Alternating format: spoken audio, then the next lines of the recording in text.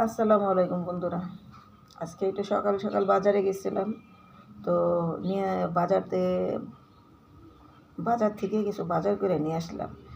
এই যে খেতে থেকে ফুলকপি কিনে নিয়ে আসলাম। এই যে ফুলকপি নিয়ে আসলাম, তারপরে আরও নিয়ে আসলাম শালগম। এই যে শালগম নিয়ে আসলাম, তারপরে আরও নিয়ে আসছি মটরশুঁটি, তারপরে কাঁচামরিচ নিয়ে আসলাম অনেকগুলা। আর এই যে খেতে থেকে তুইলা একদম টাটকা। আজকে খেতে গেছিলাম আমাদের এখানে গ্রাম সাইডে, একটু একটু নিচু এলাকার দিকে ওরা ক্ষেত করে শাক সবজির।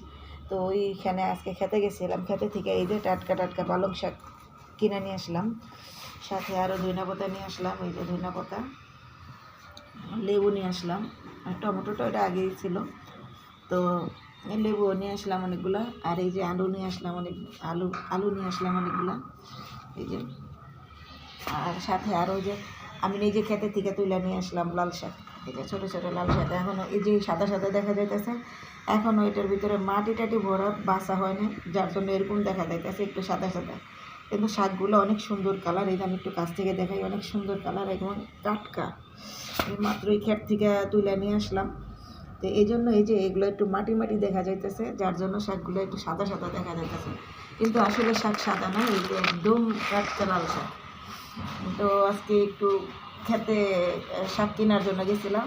তো লাল শাক এটা আমি নিজে তুইলা নিয়ে আসলাম, এটা কিনে নিয়ে আসি নাই। কিন্তু এই যে পালং শাকটা কিনে নিয়ে আসছি, আর এই ফুলকপি কিনে নিয়ে আসছি, ফুলকপি।